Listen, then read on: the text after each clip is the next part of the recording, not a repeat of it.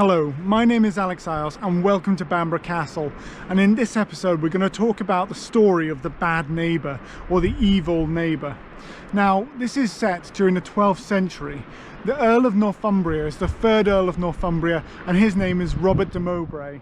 And what's occurred is that there has been a plot to get rid of the king, William II.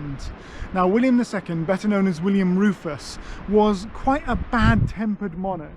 And many of the Norman lords and knights of Britain, they didn't actually want to have him as king. It was always very uncertain what would happen after William's death, because of the fact that would there be a dynasty or would lords be able to break off and become independent and form their own kingdoms. And Robert de Mowbray probably was sitting up here in Northumbria going, well actually I could make my own little petty kingdom up here and I fancy my chances. So he went alongside a couple of other Norman lords and prepared, and what he did was he seized 4 Norwegian ships in Tynemouth. Now the Norwegians appealed to William Rufus, and when they appealed to William Rufus then started summoning Robert de Mowbray down to meet him and to hold court and answer to why he had done this against foreign nationals.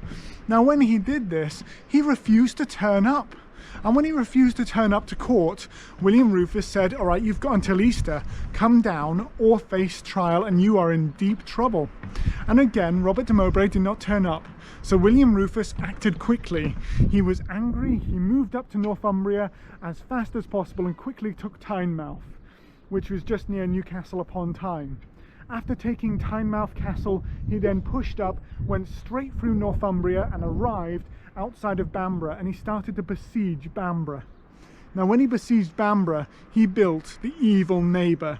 Now we're not entirely sure where the Evil Neighbour was built, but it was a siege castle, a rival Motte and Bailey castle that was built opposite Bamburgh Castle and was stationed with the king's men, and he held out the siege as William Rufus went on to control his kingdom.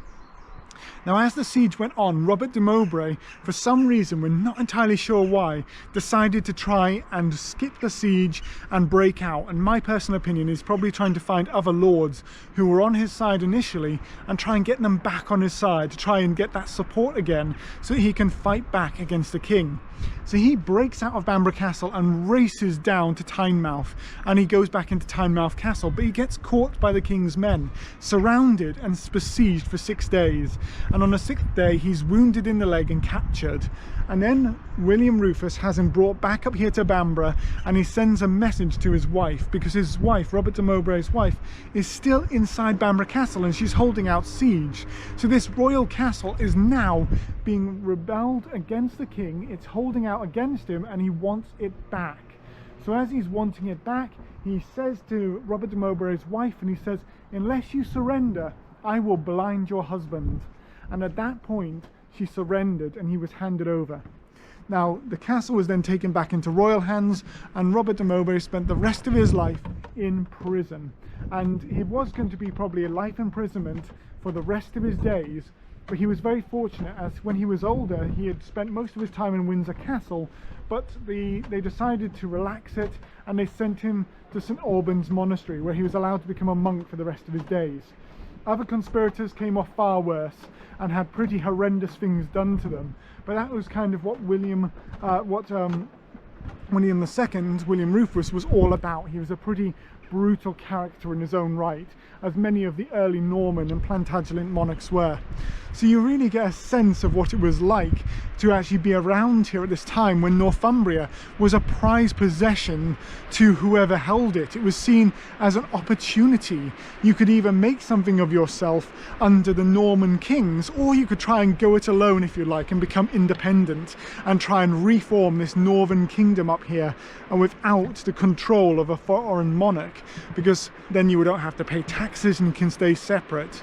But I love that idea of how suddenly William Rufus, with so much energy, decides to build his own siege castle and besiege the castle itself by sitting outside and stopping supplies coming inside of Bamburgh Castle. And it really gives you a sense of how warfare back then was about siege, counter siege, waiting out, starving out the castle, and then maybe a short, sharp, brutal fight, or if you could, negotiating surrender by having some form of leverage, in this case threatening to blind the Lord of Northumbria.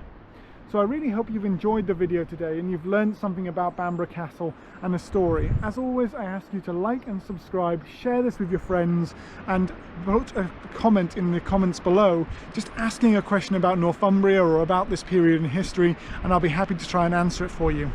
Until later, stay safe and well, and thank you very much.